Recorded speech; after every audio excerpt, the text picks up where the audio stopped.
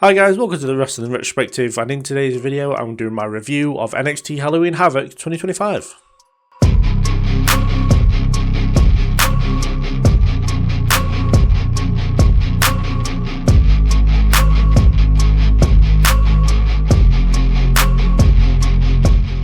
So starting off the show, we had Leon Slater and Javon Evans defeat Mr. Iguana and La Parka in what was a great tag team match. It was a lot of fun to watch, so much innovative offense throughout the match. All four guys were flying around everywhere, everyone had great showings.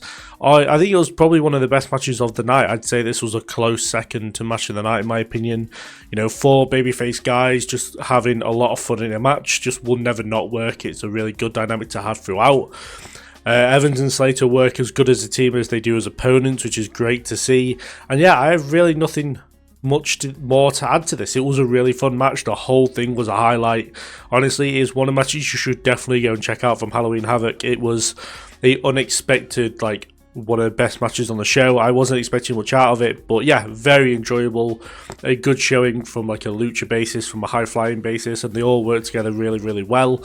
And yeah, like I say, I got really nothing bad to say here. It was very, very good. Following that, Ethan Page successfully defended the North American Championship against El Hijo de Dr. Wagner Jr. And yeah, this was another really fun match to watch. It was very good. Both were great throughout. Ethan Page is on a phenomenal run right now. It had a slow and methodical pace. Dr. Wagner Jr. kind of wrestled an Ethan Page style match for the most part. Nothing really too extreme happened, and yet Ethan Page ended up getting busted open, which didn't look... there was just that bits of moments where they were clearly tidying him up a bit and there was kind of nothing going on. But I kind of get it. WWE have this thing where people get opened up, they will kind of get involved a little bit. So I didn't mind it as much.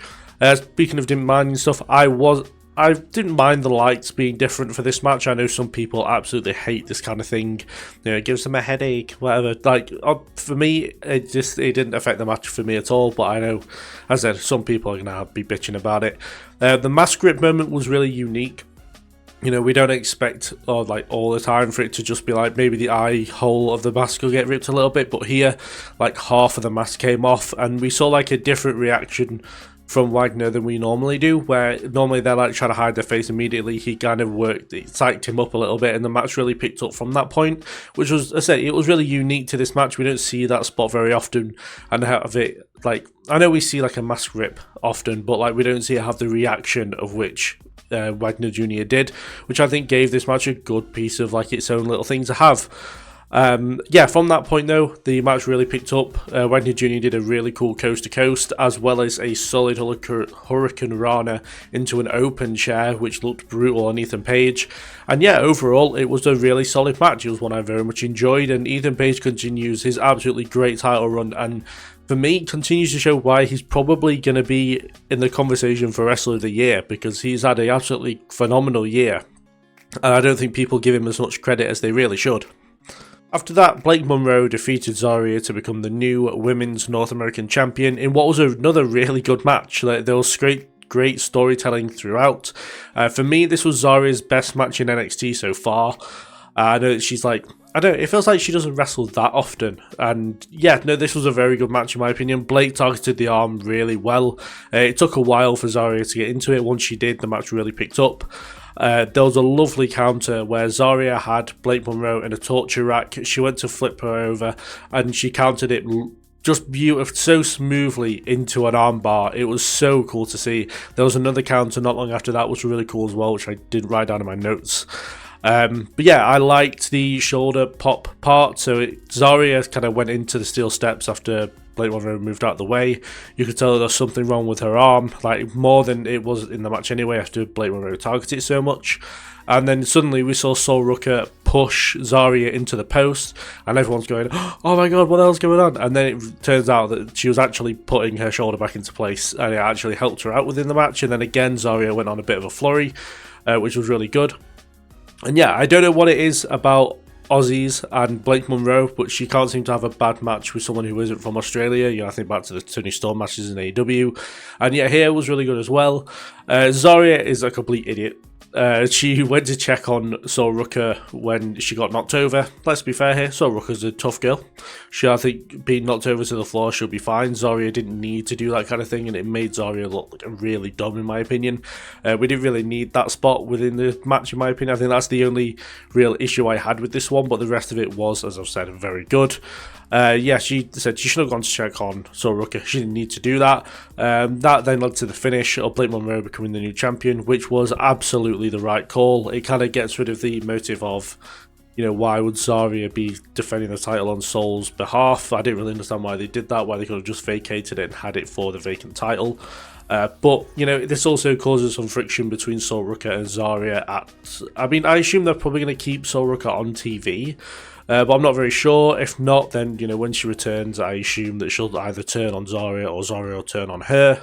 And yeah, as I said, hopefully when Sol does get cleared, they can have a really good story there between these two, where they have a feud where both of them come out benefiting from the feud.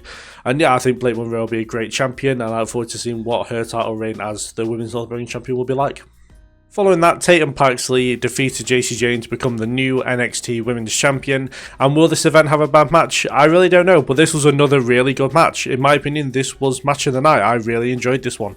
The dynamic worked really well. There was the fast pace of Tatum Paxley, where we had the methodical pace of Jacy Jayne, and it worked really well throughout. Very traditional wrestling start with lockups and holds and stuff to start off the match, which I kind of didn't expect. Tatum had a really good spell on top, but overall it was a fairly even match overall. I love the fact that we got to go one-on-one eventually when the Culling and Fatal Influence got ejected from ringside. I know they all came out near the end, but no, this was a really good thing to have, as we got to, Tatum Paxley especially had a very good showing here. She doesn't get probably the best showings on NXT that we've seen over the past couple of years, so to see that she really can go in the ring, I thought was really good. I know she can go in the ring, but for other people who maybe didn't watch NXT all the time but do tune into the premium live events, they got to see a bit more Tatum Paxley and what she can do in the ring. She did a lovely 450, which I can't remember her doing before, but maybe it's just a case of just forgetting, I guess. But it was really, really great. JC can't seem to miss in a minute. She's been having great matches for the last couple of months on PLEs. And yeah, it was an interesting finish. I do think that Izzy Day will turn on Tatum Paxley eventually, especially now that she's champion. Do I believe that she went to hit Tatum? I think so. I think there was that moment of realization, but Tatum was smart enough to use that to her favour. So then Izzy hit Jacy Jayne with the title, and that got her the win. For me, this was a great moment. I feel like the last two NXT champions have been proper homegrown talents, and I'm thinking of doing some kind of video on the lineage of the NXT Women's Championship as far as homegrown talent goes and not so homegrown talent.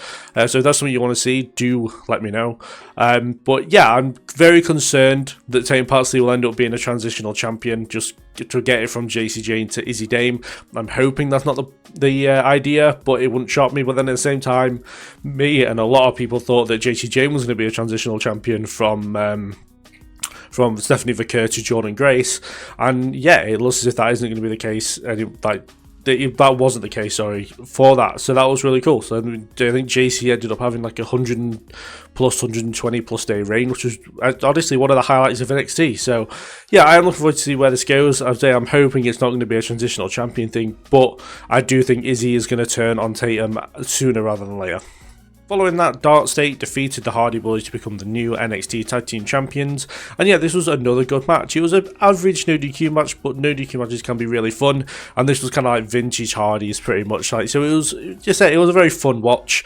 Dark State didn't control as much as I expected at first, especially when not all four of them were getting involved when they could. When all four of them did, the Hardys kind of took it to them really well. There wasn't really a moment where Dark State was massively on top for the first part of the match. And the Hardy Boys got rid of Sugar and Cutler really quickly, but they used the weapons and lack of rules to their advantage, so then they could get them out of the match for the most part.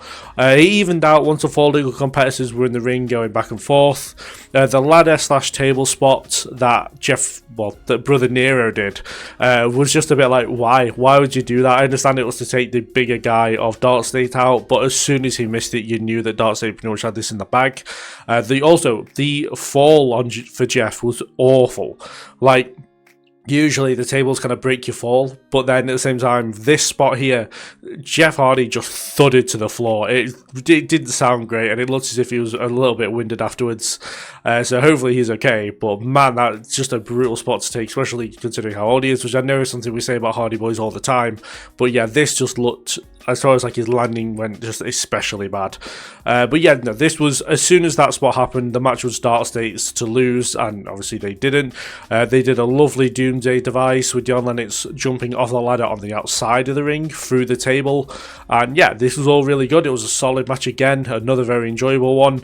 I'm glad that Dark State got their win back, as they kind of looked a little bit weak after losing to the Hardys. Arguably, they shouldn't have lost the titles to them in the first place, but I get the whole point of giving Hardys the tag titles just to say that they won the NXT Tag Team Championships. But yeah, I mean, I'm glad they got the titles back, because it means they can start building them up again. But yeah, as I said, probably shouldn't have won them in the first place for the Hardys, but I'm glad that they got their win back. And finally, in the main event, Ricky Saints defeated Trick Williams to retain the NXT Championship. It was a good match, but it wasn't as good as other matches on the card. It was a very big defense for Ricky Saints to be a NXT mainstay at this point in Trick Williams. There was a little bit too much showboating for me in the opening stages of the match. Maybe the first 5 to 10 minutes was just a lot of Trick and Ricky Saints they were showboating, but it felt like them just messing around, which I wasn't a big fan of. Saints got opened up a little bit, which I was very surprised about. I'm not sure where that happened either. I assume it was when he was getting his head bashed into the table, I assume. But yeah, it's fine. Trick actually did what he said he was going to do and actually put Saints through the table, which I was very surprised about. Normally when a heel says they're going to do something, it normally ends up happening to them. Yeah, I think that Trick Williams probably would have won this match on points, to be fair. He had the majority of the match in his favour. He controlled for the most part, which I was very surprised about. I expected Saints to kind of get a good showing here. And yeah, I don't know what it is. It's just that I'm just not that into Ricky Saints matches. I wasn't into Ricky Starks matches in AEW either. So maybe it's a bit of personal preference going on towards my thoughts of this match. But again, I would call this match good if I thought it was, so I don't really know. I thought they had good chemistry together. I just thought that it had a slower pace, but it didn't have that methodical feel to it, but it was still like decent for the most part. As I said, it wasn't bad. It didn't really feel like a main event. I don't know whether it was a lack of build or a lack of importance within the build to this one, but yeah, maybe I don't know. I don't know how to put it. It's kind of weird. It just didn't feel like it should have been the main event. It kind of felt like maybe that JC Jane and Paxley could have been the main event, with it being such a big moment of Paxley winning the championship. And we know that NXT aren't afraid to put the women on last. Maybe if they'd swapped those two around and Saints and Trick had gone on third to last, it would have been a lot better. But then people would have maybe complained that that you're putting the World Championship on like in the middle of the card wouldn't be great. But the thing is that they finished off the show with Saints celebrating his win, and then we cut to Tate and Paxley in the back anyway. So the last person we saw on Halloween Havoc was Tate and Paxley, so why not just have that match go on last? I mean, I don't know, maybe it would have maybe given away the result if it had gone on last, I don't know. But yeah, so the match between Trick and Saints was fine, it was decent. I'd probably say it was one of the weaker matches on the show, but again, maybe that's personal preference, and maybe I just didn't get into it as much as I did everything else. But I said, it was a huge defense for Ricky Saints. It's a good defense to have under your belt against someone who's more or less been the face of NXT for the last 2 years, and Trick Williams. But I am curious to see who he faces next. So those are my thoughts and opinions on the matches on Halloween Havoc. Overall, I thought this was one of the better NXT pay-per-views of the year. I thought that they absolutely went out there and killed it. I know the last 2 matches weren't great, but everything else on it, the other 4 matches were really, really good. I found it very enjoyable to watch. Some absolutely great moments in, obviously, Tate and Patsy getting the win, and 2 very, very good matches in Blake Monroe getting the win and the opening tag team match I thought was really, really good. So yeah, it kind of had a bit of everything on the show, and yeah, I think, as I said, it was one of the better NXT bellies that we've had this year. But yeah, do put down in the comments below what you thought of the show, what you thought of each match, anything you thought in general, just let me know. And, you know, we can have a good discussion about it in the comments. We've got a lot of good content coming up as well, coming up this week. There is a men's and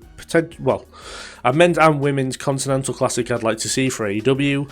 There's another list of the best matches of every WWE PLE, and there is predictions for the Saturday night's main event coming up next week as well, so do look out for those by subscribing and sticking around for those. But yeah, thank you very much for watching if you enjoyed the video, and I will see you guys in the next one.